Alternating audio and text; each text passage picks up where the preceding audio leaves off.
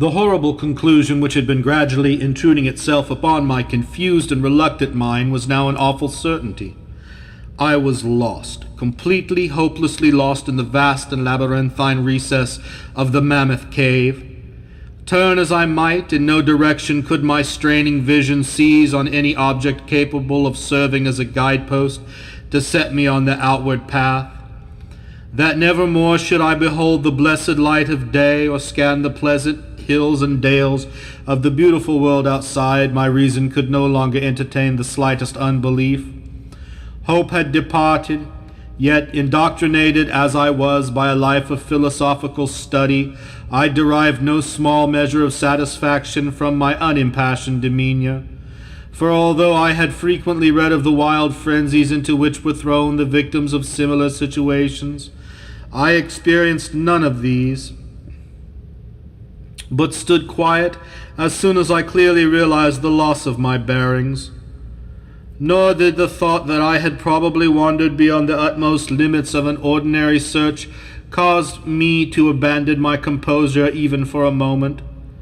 If I must die, I reflected, then was this terrible yet majestic cavern as welcome a sepulchre as that which any churchyard might afford, a conception which carried with it more of tranquillity than of despair.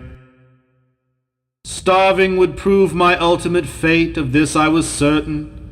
Some, I knew, had gone mad under circumstances such as these, but I felt that this end would not be mine.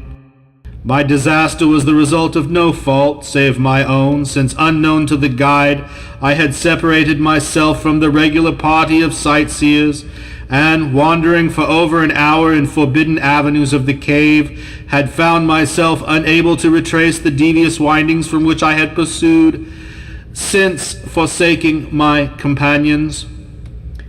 Already my torch had begun to expire. Soon I would be enveloped by the total and almost palpable blackness of the bowels of the earth. As I stood in the waning, unsteady light, I idly wondered over the exact circumstances of my coming end.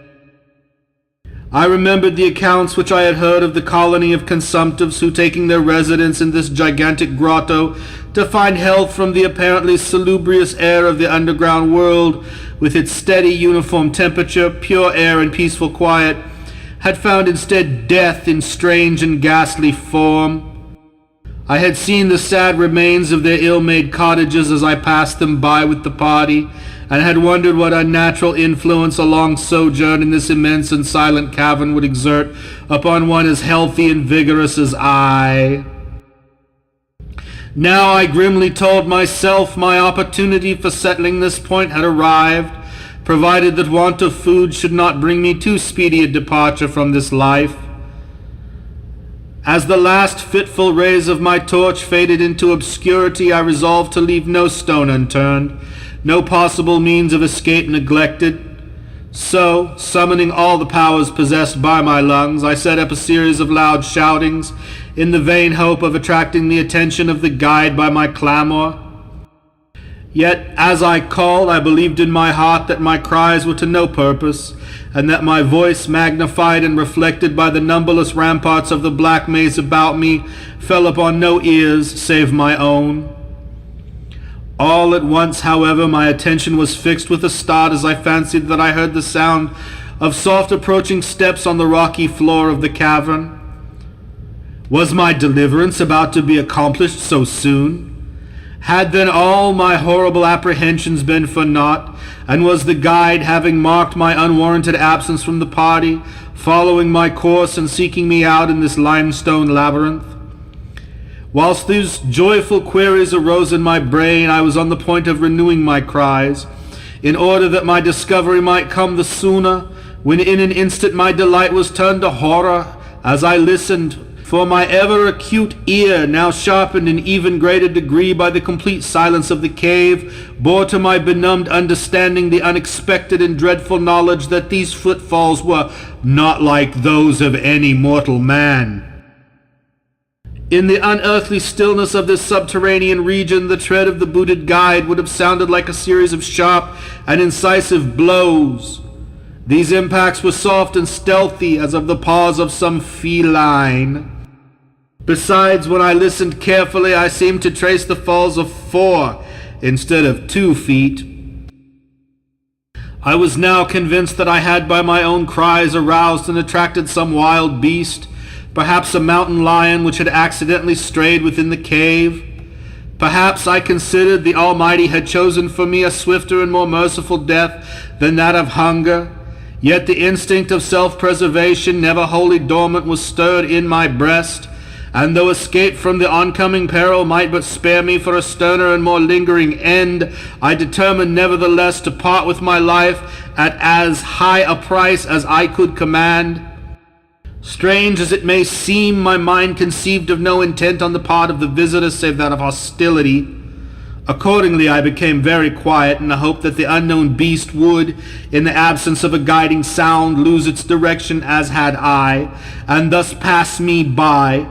But this hope was not destined for realization, for the strange footfall steadily advanced, the animal evidently having obtained my scent, which in an atmosphere so absolutely free from all distracting influences as is that of the cave, could doubtless be followed at great distance. Seeing, therefore, that I must be armed for defense against an uncanny and unseen attack in the dark, I groped about me the largest of the fragments of rock, which were strewn upon all parts of the floor of the cavern in the vicinity, and grasping one in each hand for immediate use, awaited with resignation the inevitable result. Meanwhile, the hideous pattering of the paws drew near. Certainly the conduct of the creature was exceedingly strange. Most of the time, the tread seemed to be that of a quadruped, walking with a singular lack of unison betwixt hind and forefeet. Yet at brief and infrequent intervals I fancied that but 2 feet were engaged in the process of locomotion. I wondered what species of animal was to confront me. It must, I thought, be some unfortunate beast who had paid for its curiosity to investigate one of the entrances of the fearful grotto with a lifelong confinement in its interminable recesses. It doubtless obtained as food the eyeless fish, bats, and rats of the cave, as well as some of the ordinary fish that are wafted in at every freshet of green river, which communicates in some occult manner with the waters of the cave. I occupied my terrible vigil with grotesque conjectures of what alteration cave life might have wrought in the physical structure of the beast, remembering the awful appearances ascribed by local tradition to the consumptives who had died after long residence in the cave. Then I remembered with a start that even should I succeed in felling my antagonist, I should never behold its form, as my torch had long since been extinct, and I was entirely unprovided with matches. The tension on my brain now became frightful. My disordered fancy conjured up hideous and fearsome shapes from the sinister darkness that surrounded me, and that actually seemed to press upon my body. Nearer, nearer, the dreadful footfalls approached. It seemed that I must give vent to a piercing scream, yet had I been sufficiently irresolute to attempt such a thing, my voice could scarce have responded. I was petrified, rooted to the spot. I doubted if my right arm would allow me to hurl its missile at the oncoming thing when the crucial moment should arrive. Now the steady pat-pat of the steps was close at hand, now very close. I could hear the labored breathing of the animal, and terror-struck as I was, I realized that it must have come from a considerable distance, and was correspondingly fatigued. Suddenly the spell broke. My right hand, guided by my ever-trustworthy sense of hearing, threw with full force the sharp-angled bit of limestone which it contained toward that point in the darkness from which emanated the breathing and pattering, and, wonderful to relate, it nearly reached its goal, for I heard the thing jump, landing at a distance away where it seemed to pause. Having readjusted my aim, I discharged my second missile, this time most effectively, for with a flood of joy I listened as the creature fell in what sounded like a complete collapse and evidently remained prone and unmoving. Almost overpowered by the great relief which rushed over me, I reeled back against the wall. The breathing continued in heavy, gasping inhalations and expirations, whence I realized that I had no more than wounded the creature. And now all desire to examine the thing ceased, At last something allied to groundless superstitious fear had entered my brain, and I did not approach the body, nor did I continue to cast stones at it in order to complete the extinction of its life. Instead, I ran at full speed in what was, as nearly as I could estimate in my frenzied condition, the direction from which I had come. Suddenly I heard a sound, or rather a regular succession of sounds. In another instant they had resolved themselves into a series of sharp metallic clicks. This time there was no doubt. It was the guide. And then I shouted, yelled, screamed, even shrieked with joy as I beheld in the vaulted arches above the faint and glimmering effulgence which I knew to be the reflected light of an approaching torch. I ran to meet the flare, and before I could completely understand what had occurred, was lying upon the ground at the feet of the guide, embracing his boots and gibbering despite my boasted reserve, in a most meaningless and idiotic manner, pouring out my terrible story, and at the same time overwhelming my auditor with protestations of gratitude. At length I awoke to something like my normal consciousness. The guide had noted my absence upon the arrival of the party at the entrance of the cave, and had, from his own intuitive sense of direction, proceeded to make a thorough canvass of by-passages just ahead of where he had last spoken to me, locating my whereabouts after a quest of about 4 hours. By the time he had related this to me, I, emboldened by his torch and his company, began to reflect upon the strange beast which I had wounded but a short distance back in the darkness, and suggested that we ascertain, by the flashlight's aid, what manner of creature was my victim. Accordingly, I retraced my steps, this time with the courage born of companionship, to the scene of my terrible experience. Soon we descried a white object upon the floor, an object whiter even than the gleaming limestone itself. Cautiously advancing, we gave vent to a simultaneous ejaculation of wonderment, for of all the unnatural monsters either of us had in our lifetimes beheld, this was in surpassing degree the strangest. It appeared to be an anthropoid ape of large proportions, escaped perhaps from some itinerant menagerie. Its hair was snow white, a thing due no doubt to the bleaching action of a long existence within the inky confines of the cave. But it was also surprisingly thin, being indeed largely absent, save on the head, where it was of such length and abundance that it fell over the shoulders in considerable profusion. The face was turned away from us as the creature lay almost directly upon it. The inclination of the limbs was very singular, explaining, however, the alternation in their use which I had before noted, whereby the beast used sometimes all 4, and on other occasions but 2, for its progress. From the tips of the fingers or toes, long rat-like claws extended.